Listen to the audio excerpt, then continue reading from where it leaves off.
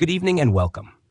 As the gentle evening hues settle, we invite you to embark on a tranquil journey through time, a journey designed for peaceful reflection as you drift towards slumber. Tonight, we turn our gaze to a figure who stands as a titan in the annals of English history, Queen Elizabeth I. Her reign, spanning over 4 decades from 1558 to 1603, is often hailed as a golden age, a period of remarkable cultural flourishing, national consolidation, and outward expansion. Yet, beneath the glittering facade of courtly life and the triumphs of a burgeoning empire lay a deeply personal and often turbulent story, particularly concerning her most significant and persistent challenge, the question of marriage and succession. Imagine, if you will, the bustling courts of 16th century England, a landscape far removed from our modern sensibilities. The air is thick with the scent of beeswax and wood smoke, mingled with the faint, sweet perfume of herbs and human endeavor. Tapestries adorn the walls of grand halls, depicting mythical scenes and heroic battles, their threads woven with stories of power and prestige. In this world, the concept of a female monarch, particularly one who ruled in her own right, was still a relatively novel and, to many, an unsettling prospect.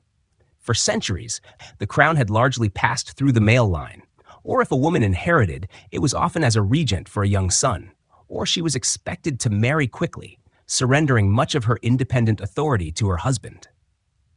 Elizabeth Tudor, however, was no ordinary monarch. She was the daughter of King Henry VIII, a monarch whose relentless pursuit of a male heir had literally reshaped the religious and political landscape of England. Her mother was Anne Boleyn, a woman whose brief and tragic ascent to the throne ended with her execution, and Elizabeth, a mere toddler at the time, was declared illegitimate. This early trauma, this profound uncertainty about her very claim to the throne, would cast a long shadow over her life and inform many of her later decisions. It instilled in her a profound sense of self-preservation, a shrewdness, and perhaps a deep-seated caution regarding matters of the heart and the crown. The very air she breathed from childhood was charged with the perilous dance of succession. Her older half-sister, Mary, daughter of Catherine of Aragon, briefly held the throne before her, a reign marked by fervent attempts to restore Catholicism and a marriage to Philip II of Spain, a union deeply unpopular with many English subjects. Mary's reign, often remembered as Bloody Mary for the religious persecutions that occurred, served as a stark lesson for Elizabeth. It underscored the profound dangers of religious extremism, the unpopularity of foreign entanglement through marriage, and the imperative for a monarch to secure the loyalty and affection of their people. Elizabeth ascended the throne at the age of 25, a young woman of remarkable intellect, sharp wit, and an impressive command of languages. She was a scholar, tutored by some of the finest minds of her era, including Roger Ascham. Her education was rigorous, encompassing classical literature, history, rhetoric, and theology. This intellectual foundation would serve her well, enabling her to engage with ambassadors, craft eloquent speeches, and navigate the treacherous waters of international diplomacy with remarkable skill. Yet, for all her intellectual prowess, the most pressing question upon her accession was not her capacity to govern, but her capacity to marry and produce an heir. The Elizabethan era was a time when the personal was intrinsically political, especially for a sovereign. The stability of the realm, the continuity of the dynasty, and the very future of England were seen as directly dependent on the monarch's marital choices. A queen, particularly an unmarried one, was viewed by many as an anomaly, a temporary state of affairs. It was almost universally assumed that she would marry, and swiftly, to secure the succession and, perhaps, to provide a male hand to guide the ship of state. This expectation, this relentless pressure to marry, would become a defining characteristic of her entire reign. From the moment she took the crown, the courts of Europe, and indeed her own Privy Council, buzzed with speculation about whom she would choose as a husband. Would she marry an English nobleman, thus solidifying domestic power, but perhaps alienating rival factions? Or would she choose a foreign prince, gaining a powerful ally, but risking English independence and religious stability? Each suitor represented a complex web of political alliances, religious affiliations, and potential challenges to her authority. This narrative, then, is not merely about a queen and her potential consorts. It is a deeper exploration of power, gender, and nationhood in a transforming world. It is about how one woman, in an age dominated by men, used her unmarried status not as a weakness, but as a strategic tool, a diplomatic asset that kept her enemies guessing and her allies hopeful. We will explore the intricate dance of courtship, the passionate declarations, the carefully crafted political maneuvers, and the quiet sacrifices that defined her personal life in the service of her kingdom. As we settle into this journey, let us imagine the gentle rustle of silks, the distant strains of a lute, and the flickering light of candles illuminating the grand chambers where these monumental decisions were debated. We will delve into the lives of the men who sought her hand, from the ambitious English courtiers to the powerful European princes, each hoping to secure a union with the enigmatic queen. Their stories, intertwined with hers, paint a vivid picture of a turbulent age, an age of shifting allegiances, religious conflict, and the dawn of a new global order. This is a story not of simple romance, but of duty, of the heavy crown that rested upon Elizabeth's head, and the constant negotiation between her personal desires and the demands of her realm. It is a testament to her remarkable resilience, her profound intelligence, and her unwavering dedication to England, qualities that allowed her to navigate the perilous waters of her time and secure her place as one of history's most iconic monarchs. So, let us begin our quiet exploration of Elizabeth I and the suitors who shaped her destiny. As the introduction settles, let us now drift back further in time, tracing the very origins of Elizabeth's journey, a path fraught with peril and uncertainty long before the crown found its way to her head. To understand the woman who became Queen Elizabeth I, we must first understand the tumultuous, often brutal world into which she was born. Her early life was not one of gilded privilege, but rather a precarious existence shadowed by the whims of her formidable father, Henry VIII, and the ever-present threat of religious and political instability. Born on September 7, 1533, at the Palace of Placentia in Greenwich, Elizabeth arrived into a world eagerly anticipating a male heir. Her father, Henry VIII, had gone to extraordinary lengths, shattering centuries of religious tradition, to divorce his first wife, Catherine of Aragon, and marry Anne Boleyn, all in the desperate hope of securing a legitimate son to secure the Tudor dynasty. The birth of a daughter, while celebrated, was ultimately a profound disappointment to a king obsessed with succession.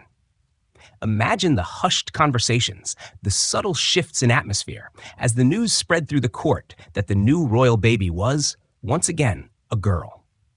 This initial disappointment, though not Elizabeth's fault, set a tone of precariousness that would define her formative years. Her mother, Anne Boleyn, was a figure of immense controversy and ambition, and her fall from grace was as swift as her rise. In May 1536, when Elizabeth was barely 2.5 years old, Anne was arrested on trumped-up charges of treason, incest, and witchcraft. Just days later, she was executed within the confines of the Tower of London. The scaffold on Tower Hill, where so many had met their grim end, now claimed the Queen herself. This unimaginable tragedy not only orphaned Elizabeth, but also had profound legal repercussions. She, along with her older half-sister Mary, was declared illegitimate, effectively removing her from the line of succession. Her very existence, once a symbol of Henry's defiance, now became a source of potential embarrassment and a constant reminder of Anne Boleyn's contentious reign. For a period, young Elizabeth was largely overlooked at court, residing in various royal residences and being tutored alongside her younger half-brother, Edward, the longed-for male heir born to Henry's third wife, Jane Seymour. This period of relative obscurity, however, was far from idle. It was during these years that Elizabeth received an exceptional education, a privilege not typically afforded to young women, even those of royal birth. Under the tutelage of prominent scholars such as Roger Ascham and William Grindal, she mastered Latin, Greek, French, and Italian, and became proficient in history, rhetoric, philosophy, and theology. This rigorous academic training instilled in her a keen intellect, a disciplined mind, and an extraordinary capacity for learning that would prove invaluable during her reign. She was able to converse fluently with foreign ambassadors, read classical texts in their original languages, and craft her own eloquent speeches and letters, a testament to her profound intellectual curiosity and dedication. The death of Henry VIII in 1547 marked another significant turning point. Her young half-brother, Edward VI, ascended the throne, ushering in a period of fervent Protestant reform. During Edward's brief reign, Elizabeth lived primarily at Hatfield House, developing a close bond with her sister Mary and, later, with Catherine Parr, Henry VIII's sixth and final wife. However, even this period of relative calm was not without its shadows. Following Henry's death, Catherine Parr swiftly married Thomas Seymour, brother of the late Jane Seymour and uncle to the new king. Seymour, an ambitious and unscrupulous man, attempted to flirt with and even physically harass the young Elizabeth, then barely in her teens. This deeply unsettling experience, which led to Catherine Parr's eventual intervention and Seymour's subsequent execution for treason, though not directly related to Elizabeth, undoubtedly left an indelible mark on Elizabeth. It offered a harsh lesson in the dangers of ambition, the vulnerabilities of women in positions of power, and perhaps reinforced a certain caution in her dealings with men and matters of affection. The religious landscape of England continued its dramatic fluctuations. Upon Edward VI's premature death in 1553, after a reign of just 6 years, the succession was once again plunged into crisis. Edward, influenced by his Protestant advisors, had attempted to bypass his half-sisters, Mary and Elizabeth, and name his Protestant cousin, Lady Jane Grey, as his successor. This attempt at a Protestant coup was short-lived. Popular support swiftly rallied behind Mary, who, as the legitimate heir under Henry VIII's will, which had been revised to include his daughters in the succession if Edward died childless, claimed the throne. Mary first ascended as England's first truly reigning queen, and her fervent Catholicism led to a dramatic reversal of the Protestant reforms initiated by her father and brother. This period, often termed the Marian persecutions, saw the burning of hundreds of Protestants at the stake, earning Mary the chilling epithet Bloody Mary. For Elizabeth, a staunch Protestant by conviction and upbringing, this was an intensely dangerous time. She was viewed with deep suspicion by Mary and her Catholic advisors, suspected of being a focal point for Protestant dissidents and a potential rival to the throne. Elizabeth found herself walking a perilous tightrope. She was summoned to court and interrogated about her religious beliefs and alleged involvement in Protestant conspiracies, particularly the Wyatt's Rebellion of 1554, which aimed to prevent Mary's marriage to Philip II of Spain. Though no concrete evidence was found against her, Mary, deeply suspicious and perhaps resentful of Elizabeth's popularity, ordered her imprisonment in the Tower of London. Imagine the stark, cold stone walls of the tower. The chilling silence broken only by the lapping of the Thames outside.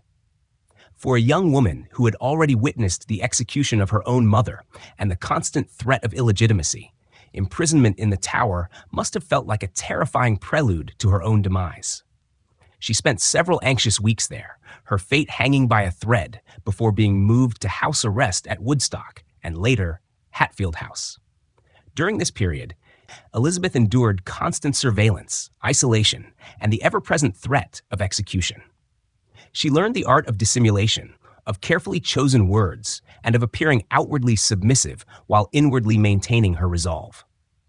This harsh apprenticeship in survival honed her political instincts, teaching her patience, discretion, and the vital importance of cultivating public support. The landscape of England under Mary's reign was one of deepening religious division and growing national discontent, especially concerning the Spanish marriage. Philip II of Spain, a staunch Catholic and later a powerful rival to Elizabeth, was deeply unpopular with many English subjects who feared a loss of their independence and a subservience to Spanish interests. Mary's failure to produce an heir, despite several phantom pregnancies, intensified the succession crisis. As her health declined, it became increasingly clear that Elizabeth, despite their religious differences, was the inevitable successor. Thus, when Mary first died on November 17, 1558, Elizabeth, at the age of 25, became Queen of England. Her path to the throne had been arduous, marked by parental disapproval, childhood trauma, threats of illegitimacy, perilous imprisonment, and the ever-present shadow of religious persecution. These experiences forged her character, instilling in her a unique blend of caution, resilience, intellectual acuity, and a deep understanding of the precarious nature of power.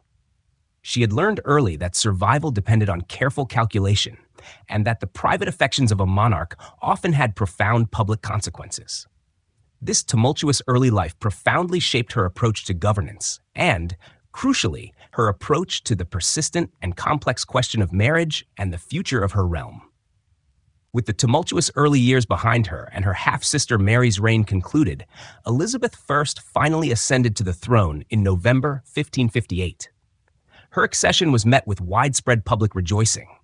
After the divisive and often brutal religious policies of Mary, many English subjects yearned for a period of peace, stability, and a return to a more moderate form of Protestantism. Yet, despite the cheers and celebrations that echoed through London, the young queen faced an immediate and overwhelming challenge: the persistent, inescapable demand that she marry and secure the Tudor succession. The very air in the royal chambers, from the solemn discussions of the Privy Council to the whispered gossip in the antechambers, was thick with this expectation. For a queen regnant, her marital status was not merely a personal matter. It was a paramount issue of state. England had only recently experienced the chaos of a disputed succession after Henry VIII's death, and the trauma of Mary's reign, with its foreign marriage to Philip II of Spain, was fresh in the collective memory. A stable succession, ideally secured by a male heir, was seen as the bedrock of national security and prosperity. Without a clear heir, the potential for civil war and foreign interference loomed large, a terrifying prospect for a nation still finding its footing after decades of religious upheaval. Almost immediately, the list of potential suitors began to grow, both from within England and from the powerful royal houses of Europe. Each proposal came with its own complex set of political advantages and disadvantages, a delicate balancing act that Elizabeth, with her keen political instincts, understood profoundly. She knew that any marriage would fundamentally alter the balance of power, both domestically and internationally. One of the earliest and most persistent domestic candidates was Lord Robert Dudley. The son of the Duke of Northumberland, who had been executed for his role in attempting to place Lady Jane Grey on the throne, Dudley was a childhood friend of Elizabeth's. They had shared lessons, games, and even endured imprisonment in the Tower together, fostering a deep and enduring bond. He was handsome, charismatic, and an accomplished jouster and horseman, precisely the type of figure who would capture a young queen's attention. Their mutual affection was an open secret at court, fueling intense speculation and gossip. Courtiers observed their easy familiarity, the way Elizabeth seemed to favor him above all others, and whispered of a romance that transcended mere friendship. The possibility of a marriage between Elizabeth and Dudley, however, was fraught with immense peril. Dudley was already married to Amy Robsart, a fact that posed a significant obstacle. Then, in September 1560, tragedy struck. Amy Robsart was found dead at the bottom of a staircase in Cumnor Place, a house belonging to Dudley's servant. While the official inquiry ruled it an accident, rumors of foul play immediately circulated, with many suggesting that Dudley had orchestrated her death to clear the path to the throne. The scandal was immense and damaging. Even if Dudley was innocent, the shadow of suspicion, the perception that he might have murdered his wife to marry the queen, made a union politically untenable. Such a marriage would have severely tarnished Elizabeth's reputation and perhaps even destabilized her nascent reign, giving her enemies ample ammunition to challenge her legitimacy. Despite the personal anguish this must have caused Elizabeth, who genuinely cared for Dudley, her political acumen dictated that marriage was impossible. The love, or at least the deep attachment, remained, but the crown demanded sacrifice. While Dudley remained a fixture at court, serving as her master of the horse and a close advisor, the search for a suitable foreign consort continued. Among the first prominent foreign contenders was Philip II of Spain, her former brother-in-law and the most powerful monarch in Europe. Philip, a staunch Catholic, proposed to Elizabeth shortly after her accession, likely hoping to restore England to Catholicism and bring it back into the Spanish orbit. For Elizabeth, this was a proposition fraught with danger. A marriage to Philip would have been deeply unpopular with her Protestant subjects, who still remembered Mary's reign with bitterness.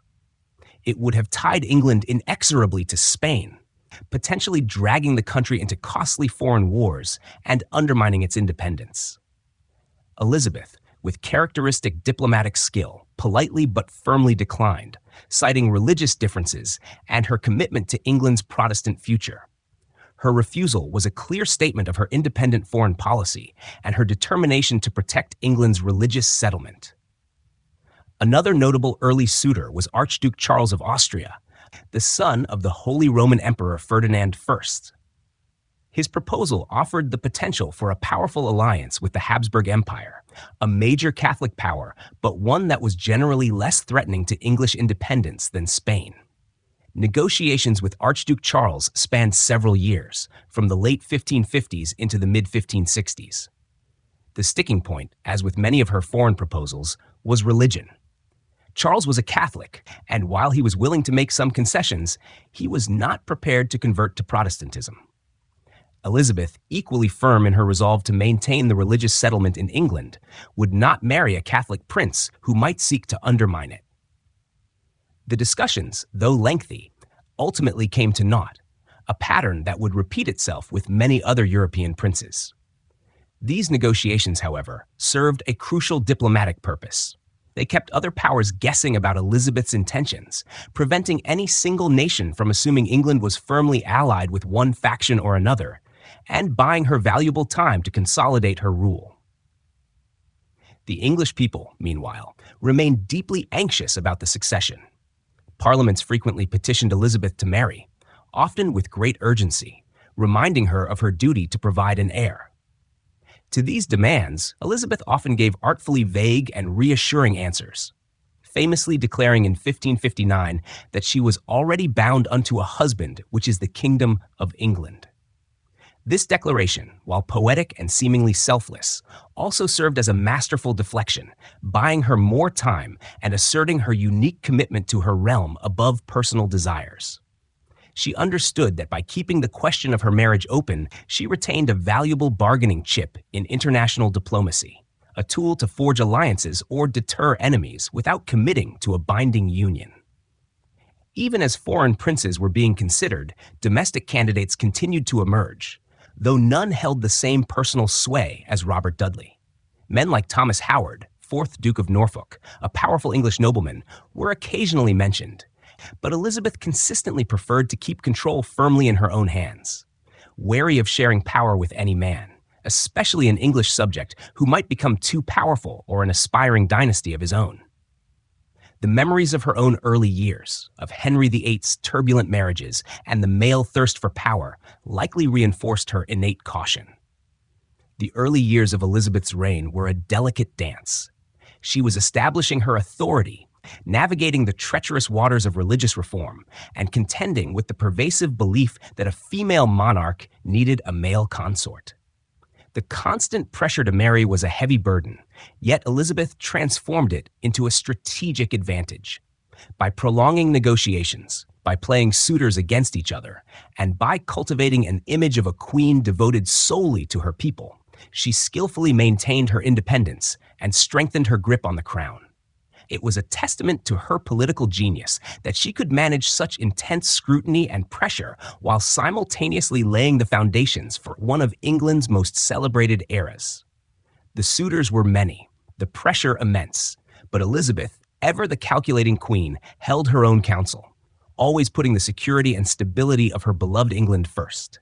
Having navigated the initial turbulent years of her reign, and having expertly parried the early advances of figures like Philip II of Spain and Archduke Charles of Austria, Elizabeth's relationship with Robert Dudley continued to be a central, if often unspoken, drama within the court. As the years drifted on, their bond deepened, becoming an emotional anchor for the Queen amidst the relentless pressures of governance. This chapter delves into the complexities of their unique relationship, a bond that was intensely personal yet profoundly public, constantly scrutinized and often misunderstood. Robert Dudley was more than just a childhood friend. He became a confidant, a political advisor, and a constant presence at Elizabeth's side. Their history stretched back to their shared childhood, to the days of Henry VIII's court, where they both navigated the precarious whims of royal favor. This shared past forged a connection that transcended mere courtly affection. He was the master of the horse, a position that placed him in close proximity to the queen, overseeing her personal stables and often accompanying her on rides and hunts, activities that allowed for a certain intimacy away from the formal strictures of court. The depth of Elizabeth's feeling for Dudley was evident in her consistent favor towards him, her willingness to overlook his flaws, and her visible distress when he was absent or ill. She bestowed upon him lavish gifts, titles, and lands, most notably elevating him to the Earl of Leicester in 1564. This elevation was a significant gesture, signaling to the court and to Europe the immense regard in which she held him. She even, at one point, considered him as a potential husband for Mary, Queen of Scots, a politically shrewd but personally challenging proposal that aimed to neutralize the threat from her Scottish cousin. The very consideration of such a match underscored how deeply Elizabeth trusted Dudley, even to consider him for such a sensitive diplomatic mission. However, the shadow of Amy Robsart's death never truly dissipated. The scandal had been too widespread, the whispers too persistent, to allow for a public marriage between Elizabeth and Dudley. Even if Elizabeth had desired it above all else, which many believe she did in her younger years, her Privy Council and the English populace would never have accepted it. They feared the perception of regicide, the instability such a union would invite, and the notion that the Queen might be swayed by personal affection over national interest. For a queen who so carefully cultivated her image and prioritized the stability of her realm, the risk was simply too great. Despite this insurmountable obstacle to marriage, their relationship continued to flourish in other ways. Dudley remained a key figure in her government, advising her on matters of state, military strategy, and foreign policy. He was a prominent figure in the Puritan faction at court, advocating for a more staunchly Protestant stance, which sometimes aligned with Elizabeth's own convictions, and at other times diverged. Their dynamic was not always smooth. They had fierce arguments, and Dudley, ambitious and often impulsive, occasionally overstepped his bounds. Yet, Elizabeth always seemed to forgive him, a testament to the strength of their bond. The public nature of their affection, however, continued to fuel speculation and gossip, both within England and across Europe. Foreign ambassadors, ever keen observers of the English court, meticulously reported on their interactions, often exaggerating the extent of their intimacy. These reports, while sometimes salacious, highlighted the prevailing belief that Elizabeth was deeply attached to Dudley, and that this attachment might influence her decisions regarding other suitors. This perception, whether entirely accurate or not, became another layer in the complex tapestry of her marital diplomacy. While Dudley occupied a unique place in her heart, Elizabeth never allowed her personal feelings to completely overshadow her political responsibilities. She was a monarch first and a woman second, a distinction she rigorously maintained. The pressure to marry and secure the succession remained relentless, and so, even with Dudley ever present, Elizabeth continued to entertain other proposals from the continent, using them as tools in her grand diplomatic strategy. The court itself was a vibrant, often glittering stage for these ongoing dramas. Life revolved around the Queen, her movements from one royal palace to another, from Whitehall to Hampton Court, Richmond to Windsor. Imagine the long journeys by barge along the Thames, or by coach through the verdant English countryside, the entire court in tow, a moving city of courtiers, servants, and officials. At each destination, the rituals of courtly life resumed: morning prayers, council meetings, afternoon hunts, and evening entertainments featuring music, dancing, and theatrical performances. It was within this highly ritualized world that the personal relationships, such as that between Elizabeth and Dudley, played out under constant public scrutiny. Dudley's position was one of immense power, but also immense frustration. He was perpetually close to the throne, yet forever barred from truly sharing it. He married again in 1578 to Lettice Knollys, a marriage that reportedly enraged Elizabeth, confirming perhaps that her affection for him, even after all these years, remained potent. This marriage caused a temporary rift, demonstrating the intensity of Elizabeth's proprietary feelings towards him, but their working relationship and fundamental bond eventually recovered. The enduring nature of their connection suggests a profound emotional reliance. Dudley provided Elizabeth with companionship, support, and perhaps the only truly personal relationship she allowed herself in a life otherwise defined by duty. He was the one man who understood her intimately, having grown up alongside her in the shadow of the Tudor dynasty. His presence offered a rare oasis of personal connection in a life that was otherwise a constant performance of sovereignty. As Elizabeth entered her middle years, and the hopes of her marrying and producing an heir began to fade, the nature of her relationship with Dudley arguably evolved from a potential romantic union to a deep, platonic companionship. He became her sweet Robin, a loyal servant and trusted friend, rather than a prospective husband. This transformation highlighted Elizabeth's unique ability to adapt her personal relationships to serve her political needs, turning what might have been a weakness into a source of enduring strength and loyalty. When Robert Dudley died in September 1588, shortly after the defeat of the Spanish Armada, Elizabeth was reportedly devastated. She kept a letter from him by her bedside until her own death, a poignant testament to the depth of her affection and the singular place he held in her heart. His passing marked the end of an era for the Queen, severing one of her deepest personal connections. The man who had been her constant companion for decades, the subject of so much speculation and the recipient of so much of her affection, was gone. Yet his story remains inextricably linked to hers, a quiet counterpoint to the grand narratives of political ambition and international diplomacy that defined her magnificent reign. Their bond, a complex tapestry of affection, loyalty, ambition, and political calculation, remains one of the most intriguing aspects of Elizabeth I's personal history, a testament to the emotional landscape beneath the iconic facade of the Virgin Queen. As the focus shifts from the intimate complexities of her relationship with Robert Dudley, we now turn our attention to the grander stage of European diplomacy, where Elizabeth's hand was relentlessly sought by a parade of continental princes. These were not mere romantic overtures. Each proposal was a meticulously calculated political maneuver, a chess move on the vast board of 16th-century international relations. Elizabeth, ever the astute player, masterfully exploited these marital negotiations as a central pillar of her foreign policy, a means to maintain England's precarious balance between rival Catholic powers and to secure its Protestant future. One of the most significant and protracted courtships came from the powerful House of Valois in France. The Valois family, ruling Catholic France, represented both a potential ally against Spain and a historical rival of England.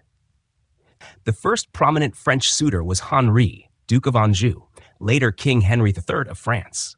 Negotiations with Anjou began in the late 1560s and continued into the early 1570s. Imagine the French emissaries arriving at the English court, resplendent in their silks and velvets, bearing gifts and carefully worded proposals, all designed to impress the formidable queen. Anjou was a Catholic, and this, as always, was a major sticking point for Elizabeth. Her English Protestant subjects, still wary of Catholic influence after Mary Oi's reign, would have fiercely opposed such a union. The memory of the St. Bartholomew's Day massacre in 1572, a brutal slaughter of Protestants in France, further inflamed anti-Catholic sentiment in England, making a marriage to a French Catholic prince even more difficult to countenance. Despite the protracted discussions and the delicate diplomatic dance, the religious divide proved insurmountable. Elizabeth, as she had done before, used the negotiations to her advantage, keeping France somewhat placated and off balance, while never committing to a union that would jeopardize her realm's religious stability. Hard on the heels of the Anjou negotiations came proposals from his younger brother, François, Duke of Alençon, later Duke of Anjou, following Henri's accession. This courtship, beginning in the mid-1570s and extending for several years, was perhaps the most serious and emotionally complex of Elizabeth's foreign entanglements. Alençon, despite his less than charming appearance, he was famously pockmarked from smallpox and much shorter than Elizabeth, who was then in her mid-40s, possessed a certain vivacity and earnestness that seemed to genuinely appeal to the queen. She affectionately referred to him as her frog, a term that, surprisingly, carried a degree of endearment rather than insult at the time. The political stakes of the Alençon match were incredibly high. France, a traditional enemy, now presented itself as a potential counterweight to the growing power of Spain, particularly in the Netherlands, where a rebellion against Spanish rule was ongoing. A marriage to Alençon could forge a formidable Anglo-French alliance, protecting England from Spanish aggression and securing vital trade routes. Elizabeth's Privy Council was deeply divided on the matter. Some, notably Lord Burghley, her most trusted advisor, saw the strategic benefits of the alliance. Others, led by the steadfastly Protestant Sir Francis Walsingham, feared the Catholic influence, the potential for a foreign king to dominate England, and the disruption to her carefully crafted religious settlement. Public opinion was largely against the match, with pamphlets and protests voicing widespread anti-French and anti-Catholic sentiment. Imagine the tension in the court as Alençon himself visited England in 1579 and again in 1581. These were periods of intense personal and political drama. He was received with great pomp and circumstance, treated as a potential consort. Elizabeth showed him genuine affection, even reportedly kissing him publicly and giving him a ring, leading many to believe that a marriage was imminent. Yet always, the underlying doubt and the ultimate political calculation prevailed. Elizabeth herself was torn. She understood the geopolitical advantages, but she also grappled with the personal implications of marriage at her age and the profound responsibilities of providing an heir. She famously consulted her astrologer, John Dee, seeking counsel from the stars, perhaps reflecting her personal indecision amidst overwhelming pressure. The negotiations dragged on, characterized by Elizabeth's characteristic evasiveness and her masterful ability to keep her options open without giving a definitive yes or no. She used the potential marriage to extract concessions from France, to maintain pressure on Spain, and to keep both her own council and the courts of Europe on tenterhooks. Ultimately, the Alençon match, like those before it, came to nothing. The religious differences, the opposition within England, and perhaps Elizabeth's own deep-seated reluctance to surrender her independence proved too strong. Alençon departed England for the last time in 1582, dying 2 years later. His death effectively ended the possibility of a French marriage and left Elizabeth as the acknowledged Virgin Queen. Though her title had always been more of a political statement than a reflection of a personal vow. Beyond the major contenders, other lesser-known European figures occasionally put forward their names. There was Eric XIV of Sweden, who in the early years of Elizabeth's reign sent elaborate gifts including 18 piebald horses and boxes of sugar in an attempt to woo her. His ambassador was famously extravagant, distributing money and engaging in lavish displays. However, Eric was known for his eccentric and increasingly unstable personality, which quickly ruled him out as a serious contender. His proposal, like others, served to highlight the various types of alliances and perils that accompanied each potential match. Even James VI of Scotland, later James I of England, was considered, albeit from a different angle. As the son of Mary, Queen of Scots, and a Protestant, he represented a potential solution to the succession question, especially as Elizabeth grew older. However, while he was certainly an heir, he was never truly a suitor in the conventional sense, as Elizabeth firmly resisted naming any successor during her lifetime, famously stating she would not dig her grave before she was dead. The succession, for Elizabeth, was a matter to be addressed by her, and her alone, in her own time. The grand palaces where these discussions took place, from the opulence of Whitehall Palace to the relative seclusion of Nonsuch, were stages for extraordinary theater. Imagine the long galleries, lit by hundreds of candles, where ambassadors presented their credentials. Their carefully crafted speeches filled with flowery compliments and veiled political threats. The queen, seated on her throne or standing amidst her courtiers, would listen intently, her sharp eyes missing nothing, her mind already weighing every word, every nuance. The landscape of the court itself, a complex ecosystem of power, patronage, and personal ambition, provided the backdrop for these high-stakes negotiations. Through it all, Elizabeth maintained an extraordinary degree of self-possession and strategic brilliance. She understood that her unmarried status was her greatest diplomatic asset. By keeping the question of her marriage open, she prevented any single foreign power from claiming undisputed influence over England. She could dangle the prospect of a dynastic alliance, extracting concessions or preventing hostilities without ever having to surrender her own autonomy or that of her realm. This approach, while frustrating to her advisors and a constant source of anxiety regarding the succession, proved remarkably effective in preserving England's independence during a volatile period in European history. She transformed a perceived weakness, her female gender and her unmarried state, into a source of immense power and diplomatic leverage. Her ability to play the marriage game for decades without ever truly committing stands as a testament to her political genius and her unwavering dedication to the well-being of England. As the narrative of Elizabeth's potential foreign marriages draws to a close with the fading prospects of the Alençon match, the political landscape of Europe began to shift dramatically. The focus of England's external concerns increasingly narrowed to one dominant threat: Spain. This shift brought into sharp relief the strategic genius of Elizabeth's prolonged marriage negotiations and the wisdom of her decision to remain unwed, particularly as the threat of a Spanish invasion loomed larger and larger. The final chapters of her marriage game were less about finding a husband and more about delaying, distracting, and ultimately defending England. By the 1580s, the religious divisions in Europe had hardened. Philip II of Spain, once Elizabeth's brother-in-law and a suitor, had become her most formidable adversary. A fervent Catholic, Philip saw himself as the champion of Catholicism in Europe, and Elizabeth, the Protestant queen, stood as a direct challenge to his ambitions. Spain's vast wealth, largely derived from its American colonies, fueled its powerful navy and army, making it a terrifying force. The ongoing Dutch revolt against Spanish rule, in which England increasingly intervened on the side of the Protestant rebels, further inflamed tensions. English privateers, like Sir Francis Drake, often with Elizabeth's tacit approval, brazenly plundered Spanish treasure ships returning from the New World, acts that amounted to undeclared warfare on the high seas.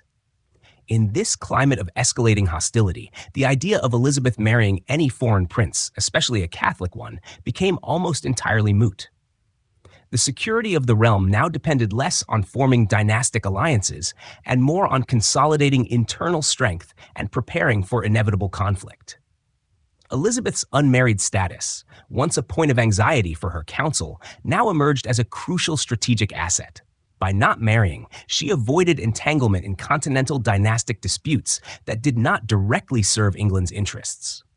She retained complete autonomy over her foreign policy, able to pivot and adapt without the constraints or loyalties of a foreign consort. The threat from Spain manifested most acutely in the grand, ambitious plan to launch an armada against England. This massive fleet, meticulously assembled by Philip II, was intended to invade England, depose Elizabeth, and restore Catholicism. The scale of the preparations was unprecedented, sending waves of fear and determination across England. This looming threat underscored the isolation of England as a Protestant power and the necessity of internal unity. Imagine the bustling English ports, Portsmouth, Plymouth, and the Thames, now hives of activity, building new ships, training mariners, and equipping soldiers. The English countryside, usually engaged in agricultural pursuits, saw musters and drills as local militias prepared for invasion. It was a moment of profound national anxiety and mobilization. Elizabeth, ever the symbol of national unity, embraced her role with renewed vigor. Her famous speech to her troops at Tilbury in August 1588, as the Armada approached, remains one of the most iconic moments of her reign.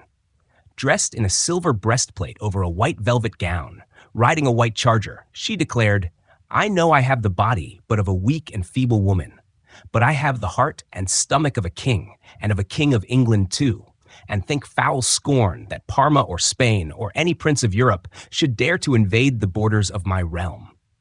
This powerful address, delivered on the eve of potentially catastrophic invasion, rallied her subjects, projecting an image of unwavering resolve and cementing her bond with her people. It was the ultimate declaration of her marriage to England, a commitment far deeper and more binding than any dynastic union. The defeat of the Spanish Armada in the summer of 1588, a combination of English naval superiority, tactical brilliance, and devastating storms, was a triumph of immense proportions. It secured England's Protestant future, confirmed its rising naval power, and cemented Elizabeth's legendary status as a divinely favored monarch. This victory, more than any marriage, ensured the continuity and independence of the English crown. After 1588, the pressure on Elizabeth to marry largely subsided. The urgent need for an heir had been somewhat tempered by the national triumph, and the vision of the Virgin Queen, married to her realm, gained even greater resonance and acceptance. The period following the Armada saw the consolidation of England's position on the world stage. While the war with Spain continued for many more years, the immediate existential threat had passed. Elizabeth, now entering the twilight of her reign, continued to govern with wisdom and shrewdness, guided by her experienced Privy Council, chief among them Lord Burghley until his death in 1598, and his son, Robert Cecil. The court, though still vibrant, began to change, with new generations of courtiers, like the ambitious Robert Devereux, Earl of Essex, vying for the Queen's favor. These later relationships, while often intense and sometimes turbulent, never carried the same expectation of marriage. Elizabeth's decision to remain unmarried, though initially a source of anxiety and political maneuvering, ultimately became a cornerstone of her strength. It allowed her to avoid the pitfalls that had plagued other female rulers, such as Mary Forst, whose foreign marriage had alienated her subjects. It ensured that sovereignty remained solely in her hands, preventing any consort from usurping her authority or aligning England with external interests that were not her own. She became the Gloriana of Edmund Spenser's epic poem, The Faerie Queen, a mythical and yet intensely real embodiment of England itself.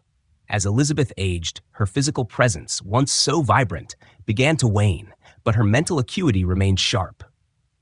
She continued to manage her council, receive ambassadors, and oversee the affairs of state. Her final years saw challenges, including economic difficulties, rebellion in Ireland, and discontent over the succession. Yet she faced them with the same resolute spirit that had defined her entire reign. Elizabeth first died on March 24, 1603, at Richmond Palace, after a reign of 44 years. She passed away without a direct heir, the Tudor dynasty ending with her. However, the succession was handled smoothly, passing to James VI of Scotland, the son of Mary, Queen of Scots, uniting the crowns of England and Scotland. This peaceful transition, in contrast to the turmoil that had marked previous successions, was a testament to the stability she had painstakingly built. Her legacy is immense. She found England a divided and vulnerable nation and left it a strong, unified Protestant power with a burgeoning global presence.